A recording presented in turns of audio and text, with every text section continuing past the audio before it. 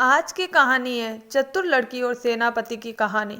एक बार की बात है, धौलागढ़ नामक एक गांव में हरीश नाम का एक गरीब किसान रहता था। वह बड़ा मेहनती और ईमानदार था, लेकिन उस वर्ष बारिश न होने के कारण उसकी सारी फसल बर्बाद हो गई थी। खाने तक के लाले पड़ गए। एक दिन वह गांव के राजा के खास सेनापति अर्जुन के पास गया और हाथ जोड़कर बोला, सेनापति जी, मैं आपसे मदद मांगने आया हूँ। कृपया मुझे 5,000 रुपये उधार दे दीजिए। मैं वादा करता हूँ कि 5 वर्षों में पूरी रकम लौटा दूंगा। सेनापति अर्जुन ने उसकी ईमानदारी पर विश्वास कर लिया और 5,000 रुपये दे दिए। समय बीतता गया, 5 साल पूरे हो गए, लेकिन हरीश ने पैसे नहीं लौटाए। सेनापति ने कुछ दिन और इंतजार किया, लेकिन जब कोई उत्तर नहीं मिला तो वह खुद हरीश के घर गया। वहां जाकर देखा तो हरीश दिखाई नहीं दिया। घर के अंदर अन्य सदस्य भी कोई स्पष्ट जवाब नहीं दे पाए। हर बार कोई ना कोई बहाना बना दिया जाता। एक दिन फिर सेनापति हरीश के घर गया। इस बार घर पर केवल एक छोटी लड़की बैठी थी, जिसकी उम्र लगभग 12 साल रही होगी। वह हरीश की बेटी थी, गुड़िया। सेनापति ने पूछा, बेटी, तुम्हारे पिताजी कहाँ हैं? गुड़िया बोली, पिताजी स्वर्ग का पानी रोकने गए हैं। सेनापति थोड़ा चौंका। उसने फिर पूछा, और तुम्हारा भाई कहाँ है? गुड़िया बोली, वो बिना लड़ाई के लड़ाई करने गया है। सेनापति को और उलझन हुई। उसने पूछा, तुम्हारी माँ कहाँ है? गुड़िया बोली, माँ 1 को 2 करने गई है। अब सेनापति परेशान होकर गुस्से में पूछ बैठा, और तुम यहाँ क्या कर रही हो? गुड़िया मुस्कुराकर बोली, मैं घर बैठे दुनिया देख रही हूँ। सेनापति की समझ में कुछ नहीं आया। उसने सोचा, यह लड़की सीधी बात नहीं करेगी। उसने खुद को शांत किया और प्यार से मुस्कुराते हुए पूछा, बेटी, तुम्हारे जवाब तो बड़े अजीब थे। मैं कुछ नहीं समझ पाया। क्या तुम मुझे इन सब का मतलब समझा सकती हो? गुड़िया भी मुस्कुराई और बोली, अगर मैं सब कुछ समझा दूं तो क्या आप मेरे पिताजी का कर्ज माफ कर देंगे?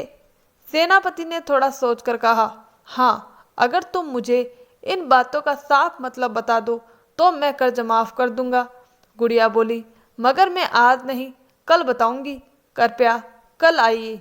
अर्जुन को उत्सुकता थी। उसने सहमति दी और अगले दिन फिर हरीश के घर गया। आज हरीश, उसकी पत्नी, बेटा और गुड़िया सभी मौजूद थे।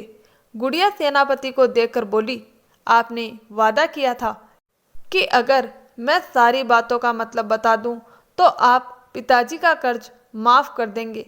सेनापति ने कहा, हाँ, मुझे वादा याद है। बताओ, उन बातों का क्या मतलब था? गुड़िया बोली, पहली बात, पिताजी स्वर्ग का पानी रोकने गए हैं। उस दिन बारिश हो रही थी और घर की छत टपक रही थी। पिताजी ऊपर जाकर छप्पर ठीक कर रहे थे, क्योंकि पानी ऊपर से गिर रहा था और हम मानते हैं कि स्वर्ग ऊपर होता है। इसीलिए मैंने कहा, स्वर्ग का पानी रोकने गए हैं। दूसरी बात, भाई बिना लड़ाई के लड़ाई करने गया है। वो झाड़ियों से लकड़ियां काटने गया था, जिनमें कांटे लगे होते हैं। जैसे ही काटने जाओ, कांटे चुभते हैं, यानी बिना किसी से झगड़े के भी शरीर पर निशान पड़ जाते हैं। तीसरी बात, माँ 1 को 2 करने गई है। माँ अरहर की दाल पीसने गई थी। जब एक दाना पिसता है तो वह 2 भागों में बढ़ जाता है, इसीलिए कहा 1 को 2 करने गई है। और चौथी बात, मैं घर बैठे संसार देख रही हूँ। मैं उस समय चावल पका रही थी और एक दाना निकालकर देख रही थी कि भात पका या नहीं। एक दाने से मैं पूरी बात समझ रही थी, जैसे एक अंश से पूरी दुनिया को समझना। सेनापति यह सब सुनकर बहुत प्रसन्न हुआ और बोला, बेटी, तुम तो बहुत चतुर हो, लेकिन एक बात बताओ, ये सब तुम कल भी बता सकती थी, फिर कल क्यों नहीं बताया? गुड़िया मुस्कुराई और बोली, कल मैं भात पका रही थी। अगर आपके सवालों के जवाब देने लगती तो भात जल जाता। माँ मुझे डांटती और उस समय घर में और कोई नहीं था।